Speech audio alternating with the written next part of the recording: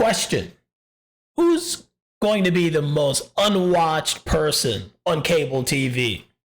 It's going to be whoever's about to take Tucker Carlson's time slot. Let's talk about it.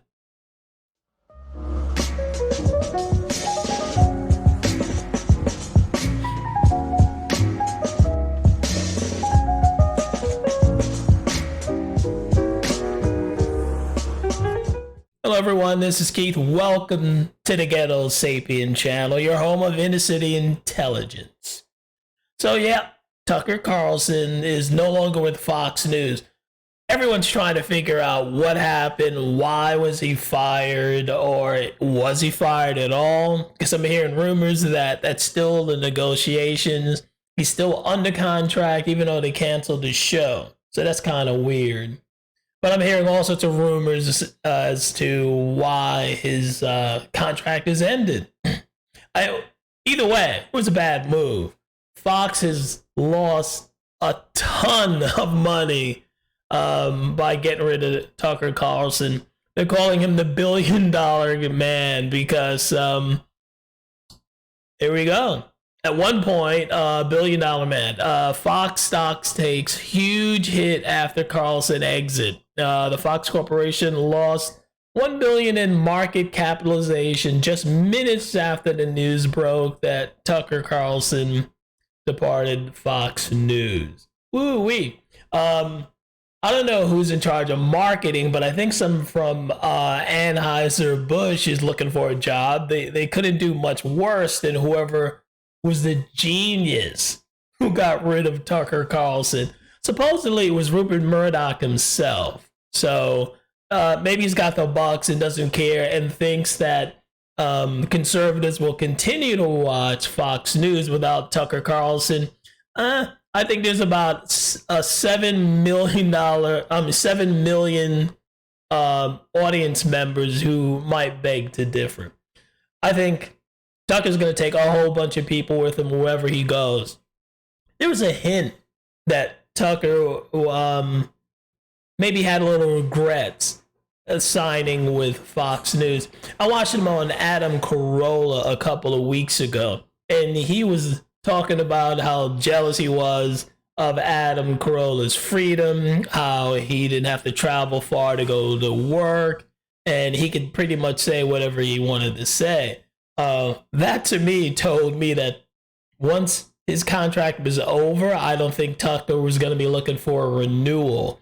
I think he could do really well if he starts a podcast. He'd have at least 6-7 million paid subscribers, myself included.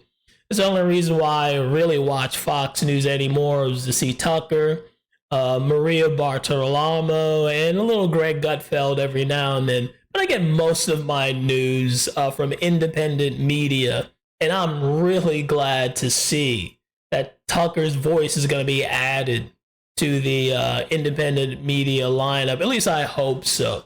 He really had a pretty broad audience. He had left-wing people on his show. He had very little known,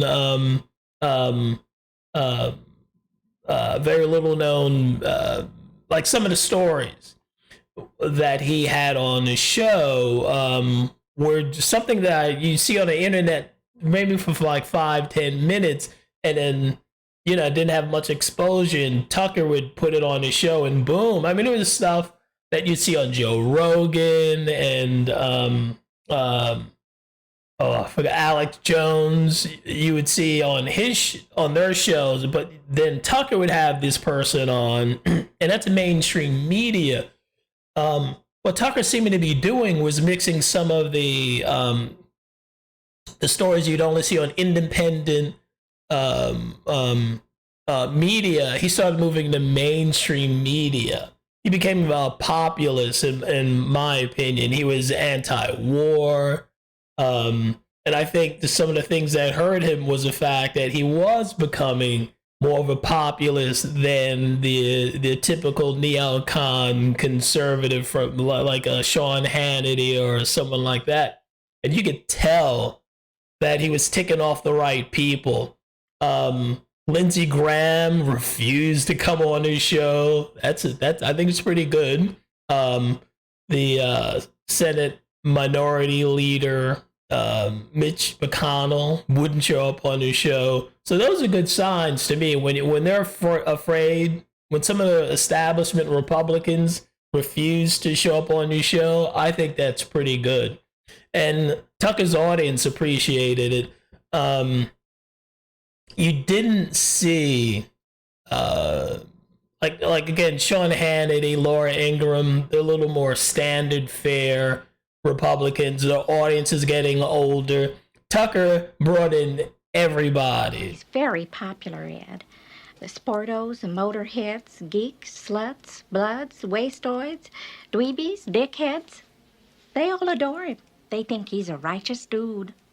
That's pretty much Tucker, a righteous dude. A lot of people liked him. He would have, like I said, Greg Greenwald was on his show. There's a couple of other leftists that I learned to appreciate them because they were on his show. But I think what really got him in trouble were the last couple of weeks. He had Trump on his show. He had RFK Jr. on his show. And then one of his opening monologues, he bashed the living crap out of Pfizer and really pointed out how you could have,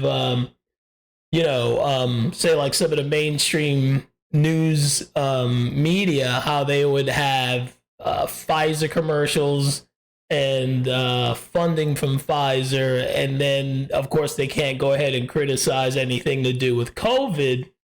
So he was calling out media, mainstream media for being in bed with Pfizer.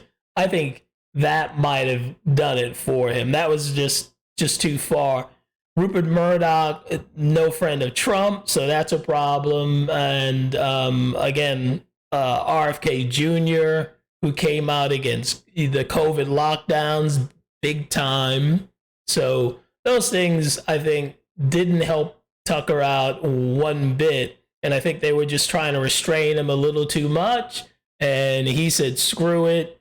And so they're parting ways.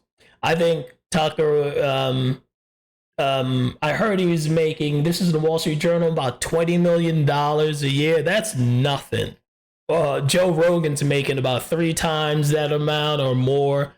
Hannity's making more. From what I've heard, he's making about $35 million a year. Tucker, once he's free of corporate media, I think he should do something like a podcast, get a subscription service so he's unboycottable, he's cancelable. Anyway, I think he could make $100 million a year, but we'll see. I don't think it's to be the last we'll hear of Tucker Carlson. Give him a couple of weeks, maybe a couple of months off, and he'll be back, I think, bigger than ever. I think what they would hope to do would be to see if they could silence him at least throughout 2024, bind him up in a contract or something, just to keep him quiet for a bit, because he's dangerous to the establishment. And I think that's why a lot of people like him. They're kind of tired of the 2-tier justice system and the unaccountability that we that we see from government and all their cohorts. So wishing Tucker the best of luck. Hope to sign up for his podcast if that's his future, but we'll see. That's all I got on this one. What's your comment? So comment, like, share, and subscribe.